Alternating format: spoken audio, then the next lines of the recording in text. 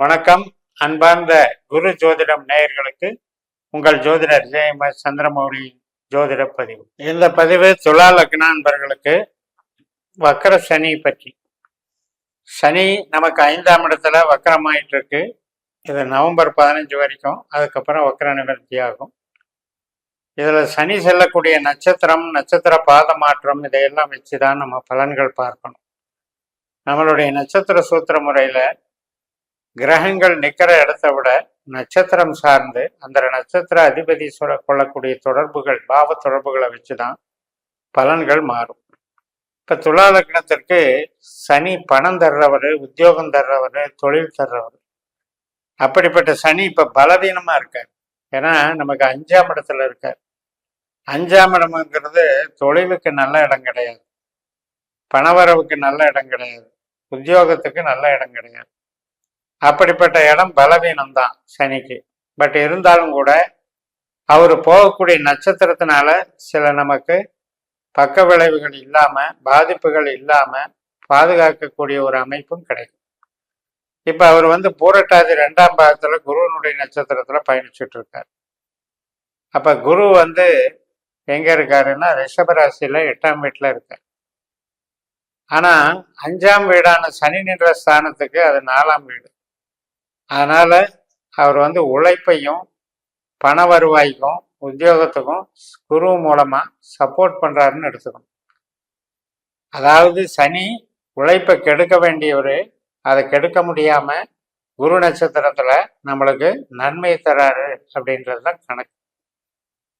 அந்த வகையில நமக்கு வேலைக்கு பாதிப்பு இல்லை, ஆனா கஷ்டப்படணும், மனசு திருப்தி இல்லை, அலைச்சல் ஜாஸ்தியா இருக்கு, உழைப்பு அதிகமாக இருக்குது, ஊதியம் கம்மியாக இருக்குது, பணத்தட்டுப்பாடு இருக்குது, வளர்ச்சிகளில் தடை இருக்குது.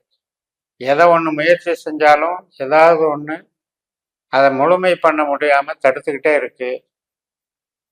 கஷ்டங்கள் தீரவில்லை, கடன் தொல்லைகள் மற்றும் நமக்கு இருக்கிற உபாதைகள், உறவுகளால் வரக்கூடிய மன சங்கடங்கள், இதுக்கெல்லாம் விமோசனம் இல்லாமல் போயிட்டுருக்கு. காரணம் அட்டமத்தில் குரு, அந்த குருவுடைய நட்சத்திரத்துல சனி இருக்காரு. பட் இதுலயும் டீப்பா பார்க்கணும் அப்படின்னா, இப்ப பூரட்டாதி 2ஆம் பாகத்துல போயிட்டு இருக்கவர் ஆகஸ்ட் 18ஆம் தேதி பூரட்டாதி 1ஆம் பாகத்துக்கு வருவார். அந்த காலகட்டம் கொஞ்சம் ரிலீஃப் கிடைக்கும். ஆகஸ்ட் 18ஆம் தேதி பூரட்டாதி 1ஆம் பாகத்துக்கு வர்றவர் அக்டோபர் மாசம் 3ஆம் தேதி வரைக்கும் அதுல இருப்பார். அதுக்கப்புறம் ராகுனுடைய நட்சத்திரமான சதய நட்சத்திரம் 4ஆம் பாகத்துக்கு மாறுவார். அப்ப இந்த ஆகஸ்ட் 18 இருந்து அக்டோபர் 3 வரைக்கும் நமக்கு கொஞ்சம் ரிலீஃப் கிடைக்குது. ஏதோ ஒரு வகையில கஷ்டத்துல இருந்து நிவர்த்தி கிடைக்குது. ரொம்ப தாழ முடியாத பண தடுமாட்டம், உறவுகள் அதிருப்தி, கடும் வாக்குவாதங்கள், பிரிவினைகள், இதெல்லாம் இருந்ததுல இருந்து கொஞ்சம் கொஞ்சம் மீண்டு வந்துருச்சு அப்படின்ற நிலைமை நமக்கு ஏற்படும். ஆனாலும் பவர் கம்மியா இருக்கும். சனி அந்த இடத்துல மேஷத்துல நீசமாகிறது அந்த பாதம், பூரட்டாதி 1ஆம் பாதம். அந்த நீசஸ்தானமாகி நம்மளுடைய பவர் அப்படிங்கிறது குறைக்கப்படுகிறது. இருந்தாலும் கூட அந்த இடத்துக்கு உண்டான மதிப்பு அப்படிங்கும்போது உறவுகளை வாழ வைக்கிறது, கஷ்டத்துல இருந்து நிவர்த்தி பண்றது. அப்ப அதுல வேல்யூம் கம்மியா இருக்குமா ஒழிய நமக்கு அதுல விடுதலை கிடைக்கும். பெரிய ரிஸ்க்ல இருந்து தப்பிச்சிட்டோம், பெரிய கண்டங்கள்ல இருந்து தப்பிச்சிட்டோம், பெரிய ஆபத்துகள்ல இருந்து நம்ம விடுதலை ஆயிட்டோம். ஆனாலும் அந்த காயம், அந்த வலிவேதனை, அதனுடைய ஒரு எண்ண அலைகள் ஓயலை. அது கொஞ்சம் நாள் எடுக்கும்.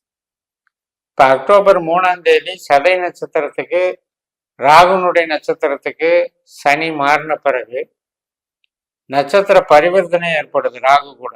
ஏன்னா ராகு சனி நட்சத்திரத்துல மீனராசியில இருக்க 5ஆம் இடமும் 6ஆம் இடமும் பரிவர்த்தனை வாங்கிக்கிறாங்க. அப்ப இதன் மூலம் என்ன ஆகுது?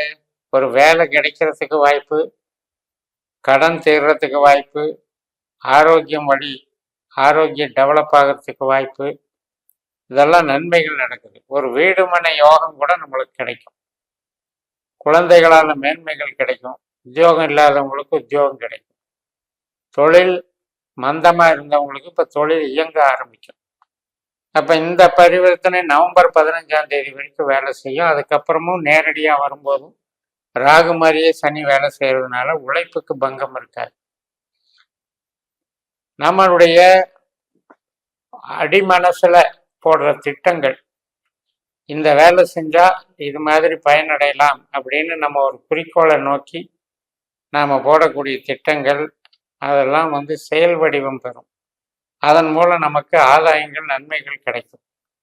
அப்போ ஓரளவுக்கு இந்த சனி நமக்கு பாதிக்காம கொண்டு போய், இப்போ 5ஆம் இடத்துல சனி வக்கரம் அப்படின்னா 5ஆம் இடம் வெறும் உறவுகள் ஸ்தானம்னு மட்டும் நம்ம நினச்சிக்கிட்டு எடுக்கக்கூடாது.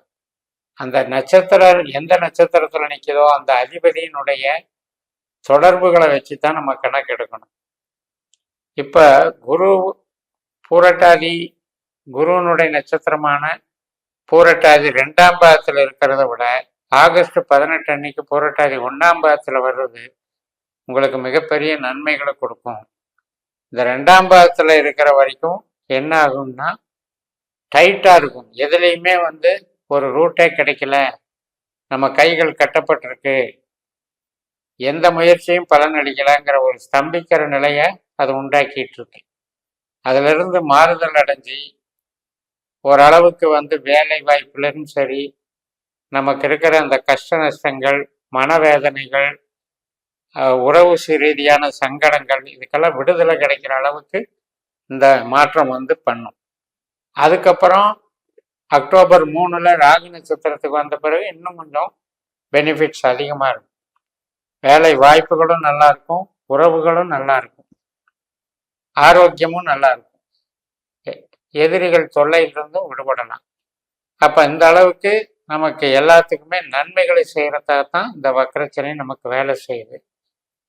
பேசிக்கலாக சனி வலுத்தா நமக்கு நன்மைகள் செய்யும்.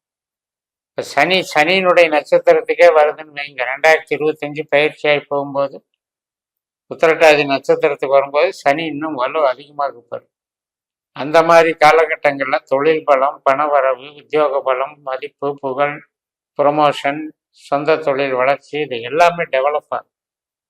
அப்போ ஒரு பொட்டன்ஷியல் இப்போ வீக்காக இருக்கிற சனியில் நமக்கு என்ன ஆதாயம் அப்படிங்கிறத தான் இப்போ நம்ம பார்க்கணும். 5ஆம் வீட்டில் சனி பாதிக்காது அப்படின்னு நம்ம நினச்சிட்டு இருக்கோம். ஆனால் தொழில் ரீதியாக பாதிக்குது. அதுவும் மெயினாக உற்பத்தி சார்ந்த தொழிலில் இருக்கவங்களுக்கு ரொம்பவுமே பாதிக்குது. ப்ரொடக்ஷன், ட்ரேடிங், மேனுஃபேக்சரிங் இதெல்லாமே 5ஆம் இடம் தொடர்பு கொண்டால் அதை முடக்கிடும், ஓனர்ஷிப்பை கெடுத்துரும்.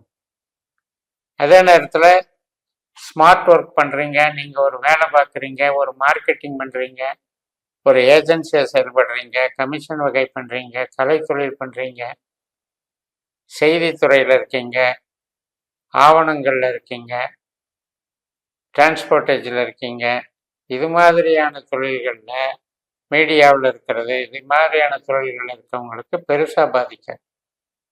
அந்த 5ஆம் இடம் என்பது சர்வைவல் கெடுக்காது, அப்படியே நார்மலாக கொண்டு போயிடும். அதனால் சனியை பொறுத்த வரைக்கும் நம்ம டீப்பாக பார்க்க வேண்டிய விஷயம், நம்ம ஜனன ஜாதகத்தில் அவர் நல்லவரா கெட்டவரா, 8ஆம் பாவம் 12ஆம் பாவம் அதிகாரியாக வராமல் இருக்காரான்றதை பார்த்துக்கணும். அது போக நமக்கு இந்த கோச்சாரத்தில் நம்ம யார் நட்சத்திரத்தில் போகிறாரோ அந்த பலன்படி நமக்கு மாறுதல்களை தருவார் என்று கூறி நிறைவு செய்கிறேன். இந்த சேனலை சப்ஸ்கிரைப் பண்ணி ஷேர் பண்ணுங்கள். உங்கள் தனிப்பட்ட ஜாதக பலாபலன்களை என்னுடைய வாட்ஸ்அப் நம்பரில் தொடர்பு கொண்டு பலன் பெறுங்கள். உங்களிடமிருந்து விடைபெறுகிறேன். உங்கள் ஜெயமஸ். நன்றி, வணக்கம்.